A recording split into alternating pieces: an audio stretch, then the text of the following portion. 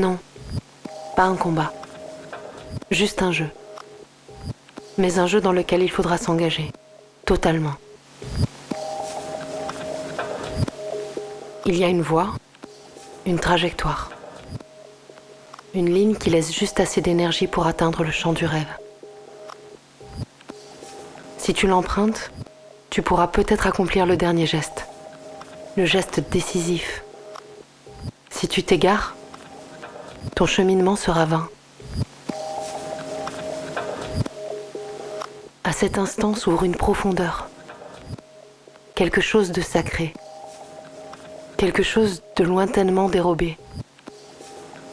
C'est là où tout se joue. Dans cette esthétique de l'affrontement, l'objectif est tout près. Mais si tu n'es pas précis, si tu n'es pas millimétré, il t'échappera en une fraction de seconde.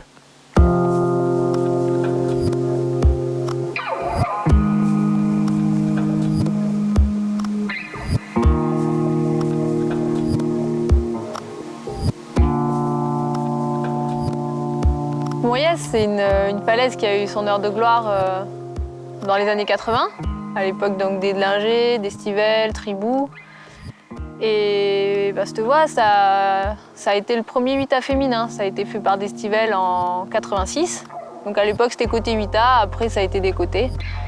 Voilà, mais en tout cas, ça a quand même fait parler à l'époque parce que c'était la plus belle perf faite par une femme.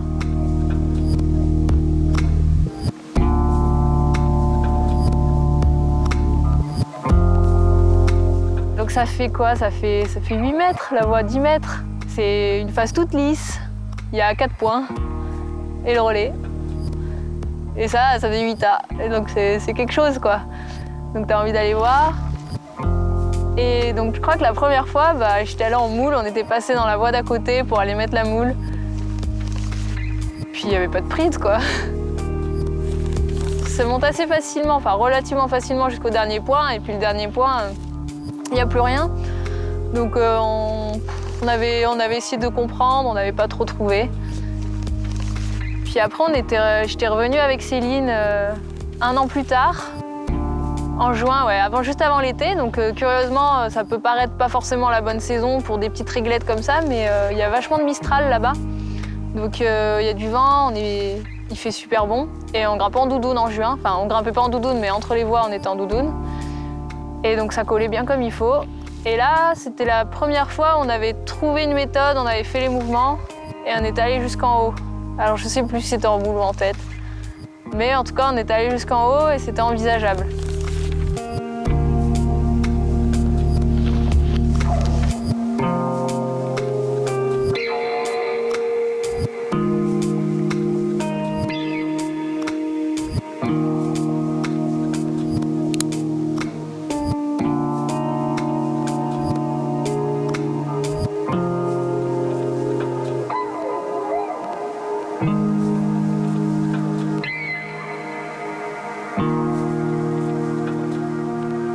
Bon, du coup, cette voie, c'est pas faite en un jour. Hein.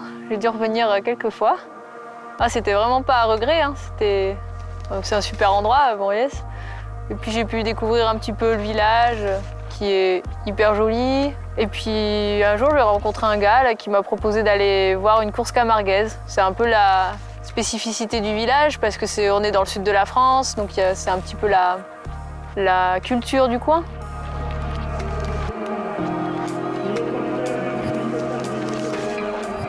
Alors la course camarguaise, ça n'a rien à voir avec la corrida, parce qu'il n'y a pas de mise à mort du taureau. Le taureau, il est moins massif qu'en corrida, du coup il est plus rapide. Le jeu en fait de la course camarguaise, c'est d'aller récupérer un petit ruban qui est entre les cornes du taureau et aussi 2 petites boules qui sont sur les cornes. Et comme les taureaux ils sont vachement plus rapides qu'en corrida, le rasoteur qui doit récupérer ce petit ruban, et il doit être hyper agile et ça lui demande une sacrée dose d'engagement.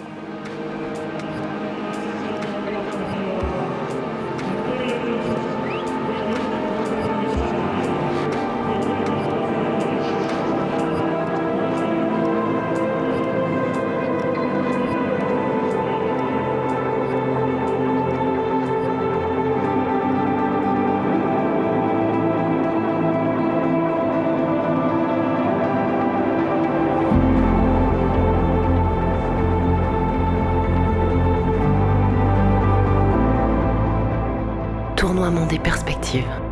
Esthétique du geste. Immobilité ou danse virtuose, tout fascine.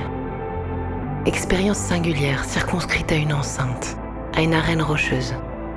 Expérience singulière qui est à la fois acceptation du défi et mise en scène de son propre dépassement. Courage et détermination. Courage et lucidité. Comme disait Hemingway, c'est l'élégance sous la pression. Dans cette tension naît l'émotion. Et au fond, on ne montre la qualité de son style qu'à l'instant où on est le plus menacé.